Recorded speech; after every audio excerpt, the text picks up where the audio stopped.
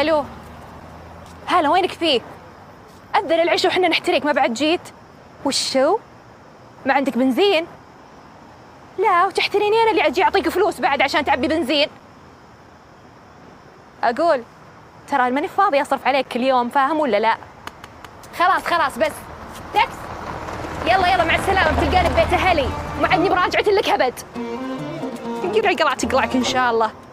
يا لطيفة يا حبيبتي، ما يصير، ضفي عيالك وروحي بيت رجلك. يا يمه أنا راتبي 4000 ريال، لا صرت بصرف عليه وعلى عياله، وش بيبقى لي؟ وبعدين وشلون أساعد سبجار بيت؟ علميني شلون؟ يمه خلاص ما عاد أبيه، أنا ما عادني براجعت له أبد، ما عاد أبيه، جاب لي الغثة، ولا وفوق كل ذا سهر وطلبات وجيبي وحطي وودي. يا حبيبتي شيخة إن شاء الله ما هي بمقصرة، بتساعدنا. ماما أبغى أرجع بيتنا أنام بغرفتي.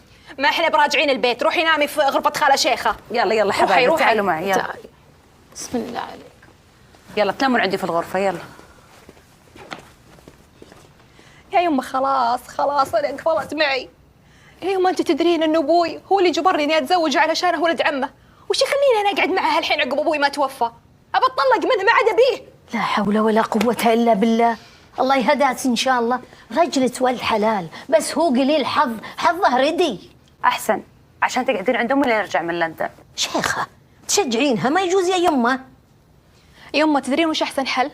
أبى أستاجر الشقة اللي بجنبك وأضف عيالي كلهم ونروح لها، شقتك ما تكفينا يا يمه. أقول أنا امسكي قردك لا جيت أقرد منه. يمه خلاص ما عاد أبيه، طاب خاطري منه. مسيك بالخير يا أبو فهد. يا هلا والله ومرحبا يا ام ماجد، مساك الله بالنور وعظم الله اجركم في وفاة الوالد. صحيح اني ما سبق اني التقيت به، لكن الذكر الطيب وانتم ما يحتاج، ناس اجواد. الله يجزاك خير. انا جايه لمك اليوم ابى اسالك، الشقه اللي بجنب امي فاضيه؟ ايه فاضيه، ليه؟ ابى استاجرها. ومن هو له تستاجرينها؟ لي انا.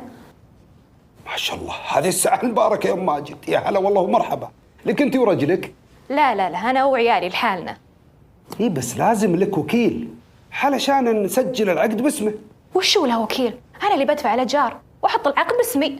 ادري انك انت اللي بتدفعين، بس لازم يكون في وكيل رجل عشان نسجل العقد باسمه. وشو له رجال يا ابن الحلال؟ انا موجوده، انا اللي ادفع الدراهم وانا اللي ازين كل شيء واحط العقد باسمي. يا بنت الحلال ما قلت شيء وبعدين ذكرتيني، ابيك تسلمي لي على الوالده وتبلغينها عقد الايجار بعد ما مات الوالد الله يرحمه لازم يكون لهم وكيل على اساس نغير عقد الايجار ونحطه باسمه. ايه بس يا ابو فهد الله يجزاك خير، انت تدري عقب ما توفى ابوي ما لنا احد، ما لنا الا اخوي خالد، واخوي خالد هذا اخوي من ابوي وعايش في بيت ثاني وحنا ما لنا احد.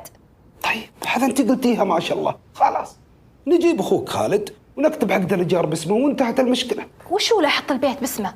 انا اللي بدفع الدراهم وانا اللي بسدد كل شيء. يا بنت الحلال ادري عن الامور ذي كلها، حتى ولو الحين النظام ما يسمح ان نسوي عقد الايجار باسم مره، وبعدين افرض اني اجرتك وسايرتك في الامور ودرى احد من جماعتك، ماني بفكني منهم انشب معهم بكره. اجل اسمع، ورا ما نحط عقد الايجار باسم ولدي ماجد. هذا؟ ايه ولدي. ان شاء الله اذا بلغ وصار عمره 18 سنه تعالي ذيك الساعه وحنا نسوي لك عقد الايجار. لا حول. اجل يلا في امان الله. يا هلا يا ام ماجد، يا هلا. مشينا يا وليدي مشينا.